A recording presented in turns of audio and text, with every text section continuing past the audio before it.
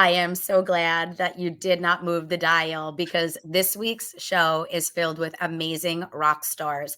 We have been highlighting women with exceptional diversity, backgrounds, education, cultural beliefs, and we are now with our final guest of today's show, Carrie Kerpen. How are you? I am great. Thanks for having me, Rhonda. I am so excited when I have the opportunity to highlight women and really showcase what makes them special.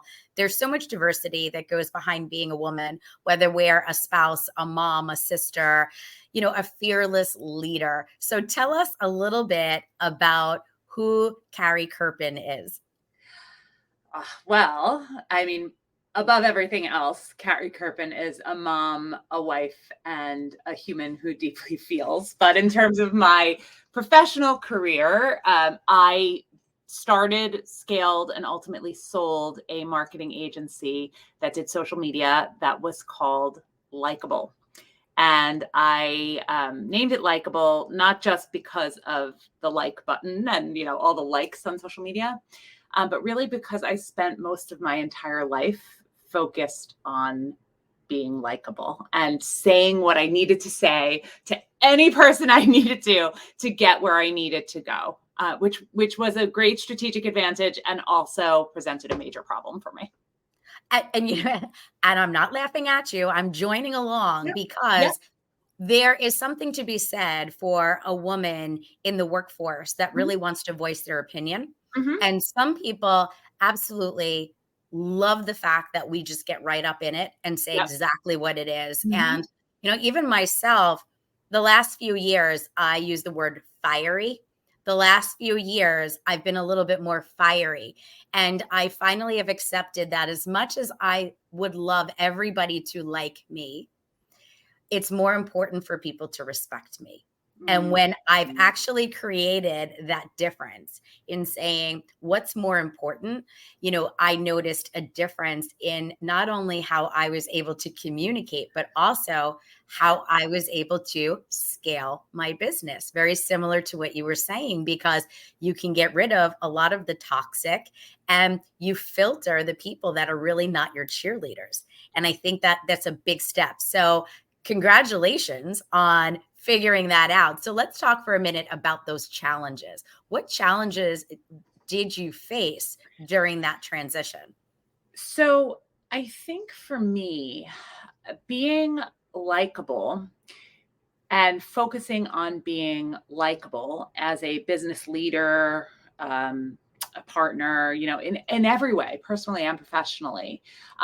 What was challenging was that it worked, right? Like you could basically, people do business with people they like, and people Yeah. hang out with people they like. And yet, when you focus, or certainly for me, when I focused my life on the external validation of others, I really lost touch. At a certain point, I became so focused on pleasing everyone else that I completely lost touch with what I actually wanted. And I think for me, what I realized was I was running this business for years. I mean, it was 14 years. I bootstrapped this business and it was a lot and it was hard, but I was likable because I was providing an income for my family and I employed people and it was all of these great things. But at the end of the day, what I discovered was that it wasn't necessarily what I wanted to do with the rest of my life. And I couldn't reconcile that.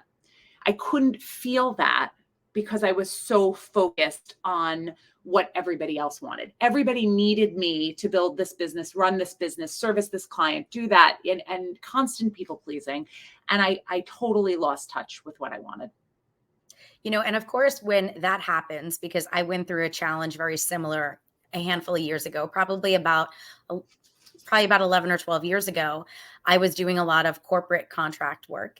And I found it to be that I was stuck in the minutia of everyday grind. Mm-hmm. And what I was really good at, I was no longer spending the time because everything else was just chugging along. And I was being micromanaged. Yeah. And I woke up one day and I said to my husband, do you trust me? And he says, of course I do. And I said, I'm getting rid of my corporate contracts and I'm going back to being me because I've lost myself and I no longer feel that passion.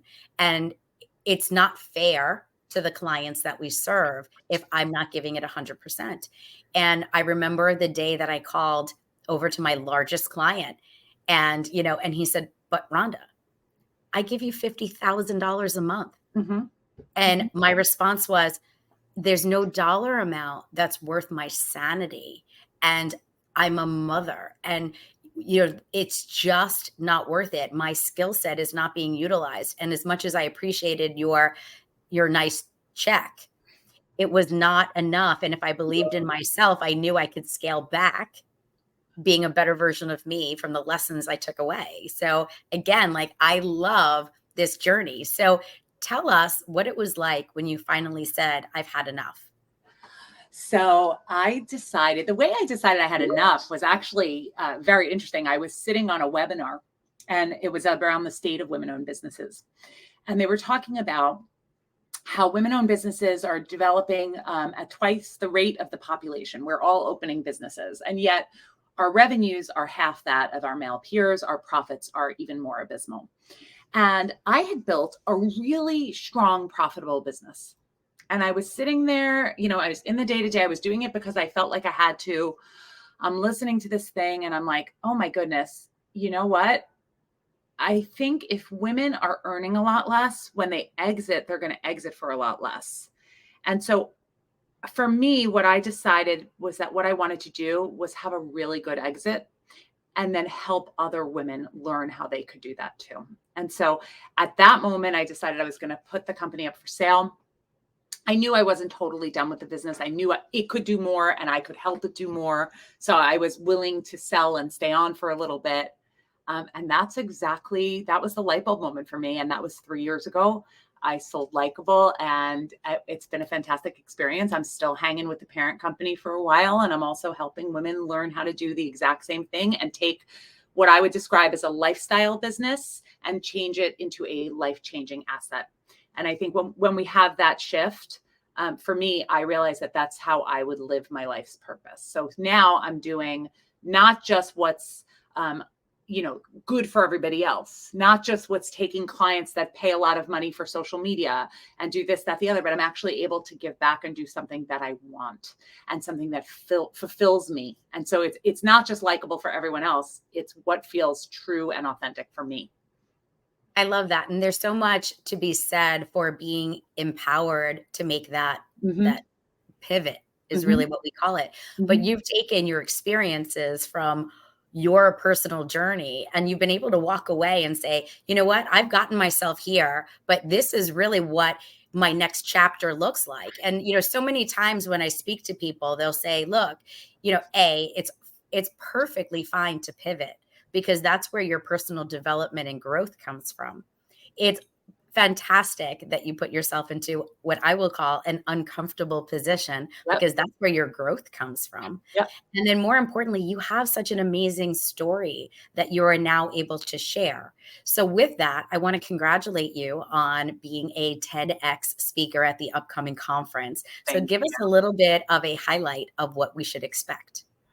I think you'll hear my journey and then some of the data that supports that likability works and that it comes at a cost, and how to really combat that cost and how you might, while you're focused on the external validation of others, while you're focused on getting to where you need to go by doing what you need to do, you don't lose sight of what is real and what is true to you. And hopefully you come out of the talk with the tools to do that. Both, like, there's nothing wrong with being likable. It's great, it can serve you well, but at the same time, you have to make sure you're serving yourself. And so the tools to do that will be shown in the talk. And I'm really excited about it. I love that. And, it reminds me of when you are on an airplane and they always say, take care of your oxygen mask first and then help the child. That's right. Because without you leading and without you being safe, everything else behind you is going to suffer. That's right. And I think that that's almost the message that I'm taking away.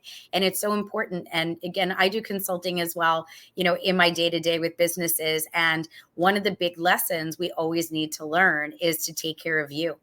And if you don't have somebody helping to take care of you, you can't expect everybody else to support that team and be able to produce the result that you're looking for, because it gets diluted in the everyday activities, of life, right? As more as that we'd say. So again, Carrie, I am so glad that you were able to take a few minutes to chat with us today. Again, I want to congratulate you. If somebody's interested in your services, where do they find you? I think right now you can connect with me on LinkedIn. And if you're interested in any, I'm still, of course, helping Likeable and the acquiring company 10 Pearls. But I think the best way to find me is through LinkedIn. I Carrie love it. Kerpen. I love it. Thank you so much, Carrie. Thank you for joining us. And I'm Thank looking forward to seeing you. your talk in just a few weeks. Stay tuned. Thank you so much for joining us. This concludes this week's episode of the Credit Authority. Stay tuned for more information on how you could be a guest.